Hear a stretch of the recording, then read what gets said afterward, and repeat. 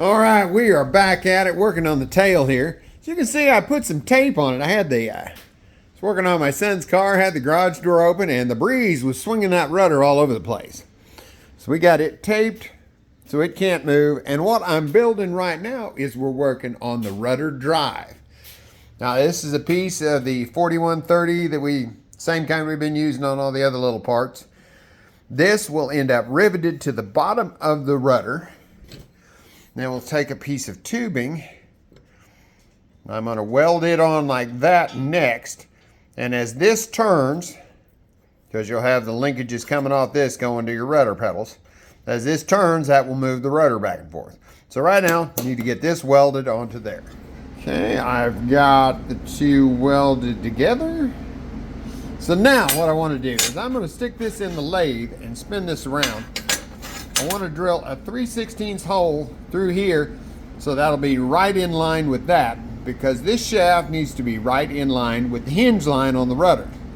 So if I drill the hole right there, then we can take a piece of 3/16 inch rod, go down through both hinge holes and through this, and this will be perfectly in line. Then I can drill and cleco that to the bottom, and everything will be perfectly in line. Then we can take it apart and we can weld on the arms that go over to the controls. And now we got our alignment hole. I'm going to take this, trim the back edge, cut that, make sure it's the right length, and drill the holes in it that we need. Okay, we've got the holes drilled in the bottom of that. Trimmed it down to length, rounded it off, made it look all nice. So next we're working on the two arms that fasten onto here. They go to the control arm that makes it pivot back and forth.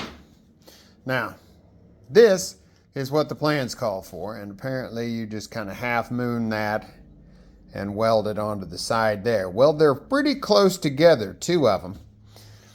Now, with doing it that way, you'd be able to weld, halfway around on both sides of one of them, and then you wouldn't be able to get the torch in there to weld the other side of the second one. So what I'm doing is, these are still a little oversized all the way around, but I've made the control arm end bigger, and I'm going to put the two holes in there that it needs, because the center line over here to the hole there for the control is supposed to be 2.5 inches. But I'm going to make this hole 1/2 inch in diameter. That way I got all out of focus. That way I can slide the tube through, and I can weld all the way around on the outside of each one, and then I can sand it down. And that way it'll just be a lot stronger, and be able to, with weld on just the outside of each piece, be stronger than trying to weld just halfway around that. And it'll be a lot easier for me to do. So that's the plan. I got all the holes drilled, matched them up. This end will now nice tight snug fit over this. And while I was at it, I cut a spacer that is the right distance to go in between these two. So that way I can bolt that together. That'll keep that the same. Slide that down on that shaft, and then just weld around the outside of both of them. And that should be good. Right now I'm going to thin these out just a little bit more, get them closer to the actual size, then go to welding. And I am happy with the way that turned out. That let me weld on the outside all the way around the perimeter, so those aren't going anywhere. And that's all the welding that's needed on this piece. Now the tail wheel drive is another piece that comes out to the side, but it is welded to a larger piece of pipe, and that larger piece of pipe slides over this. And there's a little bracket on the back of the plane that this all slides down into, and you will butt this up against that bracket. Then you'll drill a hole and put a rivet. Well, you drill a hole, put a bolt, and then you also put a stainless steel rivet in there, and that holds this all together. So we need to cut this bottom piece and weld on the little arm that goes on in. And that should be all the welding I need to do on this piece, and we can rivet it on. All right, there is the tail wheel drive done. Welded it on, smoothed it out. Like I said, it will go on like that and be bolted to this upper shaft. So right now, I'm going to quit for tonight. That's all the welding I needed to do, so I can put the welder up, and we'll get this assembly mounted to the rudder. We'll know how far that sticks down through that bracket, and then we can cut this, cut that off, and meet them together to where this comes up to the bottom of the bracket. And finish that up and give it a coat of paint, and the rudder control will be done. At least this part of it. I still got to connect it to the pedal. And while we're working on the rudder here, remember when I put the hinges on that, I said I didn't have any bushings, so I just put it together without? Well, I was digging through the parts deal, and apparently I had bought bushings and just forgot them. I got these from McMaster Car. So while I've got the rudder off, getting ready to put the control on the bottom, we'll just go ahead and put the bushings in. And all that amounts to is drilling the 3/16 hole in the hinges that the bolts originally went through out to 5/16, and then put the bushings in, and then the bolt will go through the bushings. And that way, if the bushings get sloppy, all you got to do is change the bushings. So it is the better way to doing it. That's what happens when you order parts a long time before you need them. I kind of forget. All right, I'm about ready to drill some holes here. I remember this weldment needed to be in line with the hinges. So I grabbed some old pieces of straight brake line. Of course, I didn't have one piece long enough to go all the way, so we've got a brake union right there. But hey, use whatever we got. And I do have the new bushings in the hinges. So we got a straight shot from one hinge to the other. And remember, we put a 3/16 hole in the very center there.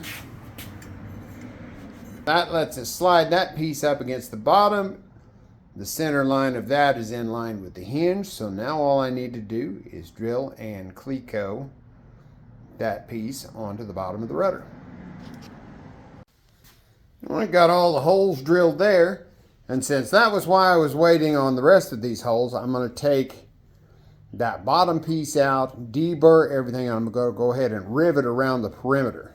We won't rivet this plate on until later because, of course, we want to finish fitting it and it'll end up being painted. But we can at least get all the rivets in the skin put in. All right, I've got it fit on the plane. There it is. It sticks down through this, kind of supports it down there. I had left those arms a little beefy. If you remember when I built them, the way I built them around there. Had to thin it out a little right there from where it comes up against that piece on the vertical. And that is why they're shaped the way they are, is to clear that. But now I've got,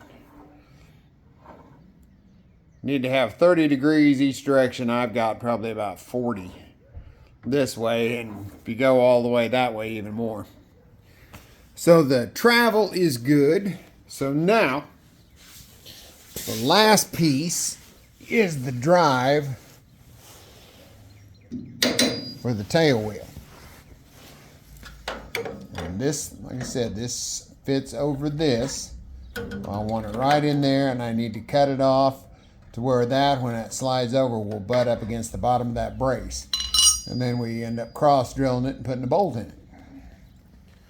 All right, that's it for the little weldment. This piece here, during final assembly, I'll slide that up, and once we get it positioned correctly, because it's got to move and not interfere with anything, we'll drill, cross drill that, put a bolt and a rivet. The arms right there line up with the hole where the control rod comes through. So that, besides a little finish polishing and a coat of paint, that piece is done.